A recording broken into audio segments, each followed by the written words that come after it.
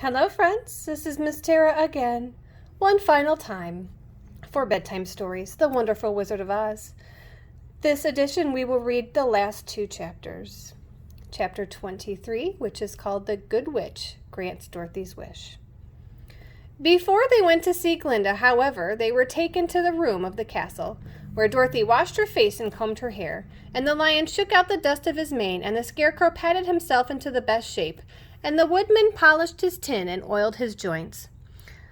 When they were all quite presentable, they followed the soldier girl into a big room where the witch Glinda sat upon a throne of rubies. She was both beautiful and young to their eyes. Her hair was a rich red in color and fell in flowing ringlets over her shoulder. Her dress was pure white. Her eyes were blue, and they looked so kindly upon the little girl. "What can I do for you, my child?" she asked. Dorothy told the witch all her story, how the cyclone had brought her to the land of Oz, and how she found her companions and the wonderful adventures they had met with. "My greatest wish now," she added, "is to get back to Kansas, for Aunt Em will surely think something dreadful has happened to me, and that will make her put on her mourning. Unless the crops are better this year than they were last year, I'm sure Uncle Henry cannot afford it." Glinda leaned forward and kissed the sweet, upturned face of the loving little girl. "Bless your dear heart," she said. "I am sure I can tell you of a way to get back to Kansas." Then she added, "But if I do, you must give me the golden cap." "Willingly!" exclaimed Dorothy. "Indeed, it is of no use to me now. And when you have it, you can command the winged monkeys 3 times. And I think I shall need their service, just those 3 times, answered Glinda, smiling. Dorothy gave her the golden cap, and the witch said to the scarecrow, "What will you do when Dorothy has left us?"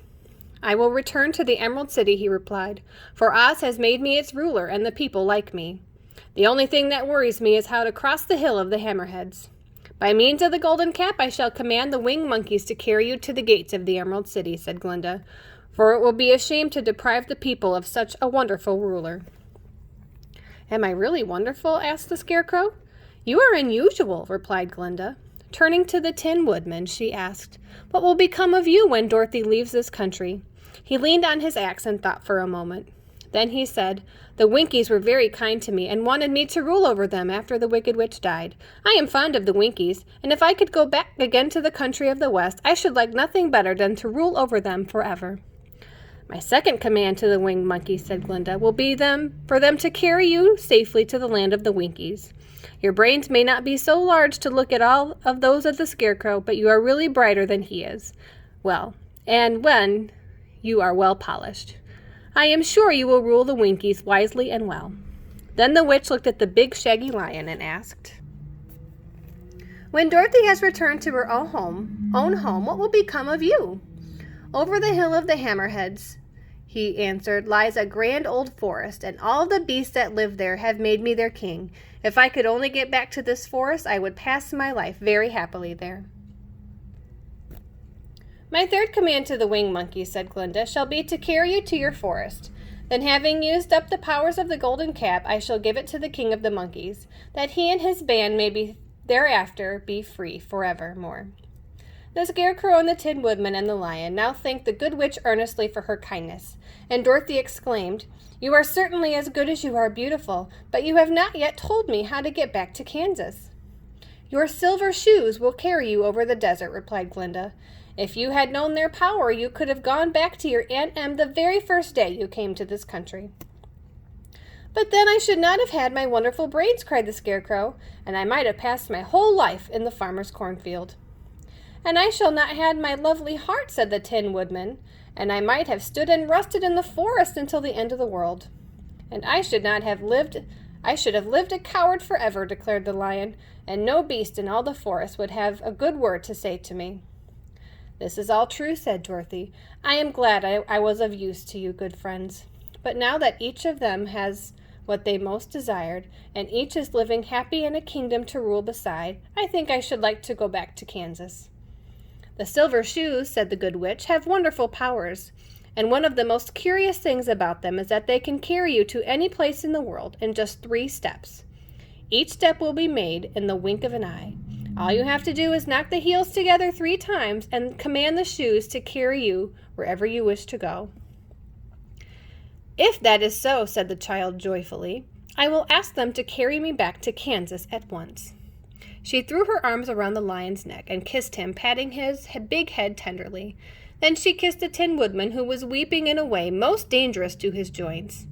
But she hugged the soft, stuffed body of the Scarecrow in her arms.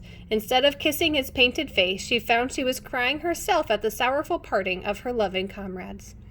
Glinda the Good stepped down from her ruby throne to give the little girl a goodbye kiss, and Dorothy thanked her for all the kindness she had shown to her friends and herself. Dorothy now took Toto up solemnly in her arms. Having said one last goodbye, she clapped the heels of the shoes together 3 times, saying, "Take me home to Aunt Em."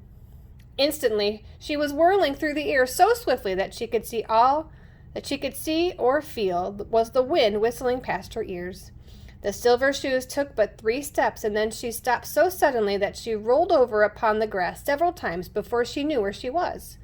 At length, however, she sat up and looked about her. "Good gracious," she cried, for she was sitting in the broad Kansas prairie. Just before her was the new farmhouse Uncle Henry had built after the cyclone had carried away the old one. Uncle Henry was milking the cows in the barnyard, and Toto had jumped out of her arms and was running toward the barn, barking joyously.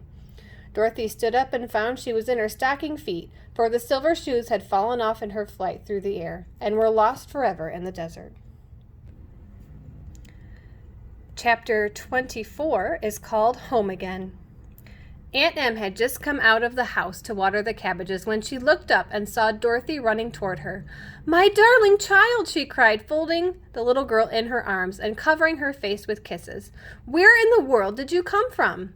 "From the land of Oz," Dorothy said gravely. "And here is Toto, too. Oh, Aunt Em, I'm so glad to be home again." The end. Well, my friends, I hope you enjoyed The Wonderful Wizard of Oz as much as I have. I hope to see you again in another edition of Bedtime Stories for another classic children's tale. If you are interested in continuing the Oz series by L. Frank Baum, Book 2 is called The Marvelous Land of Oz. We have it here at the Niles District Library if you'd like to read more. Okay, friends, happy reading, sweet dreams. Good night.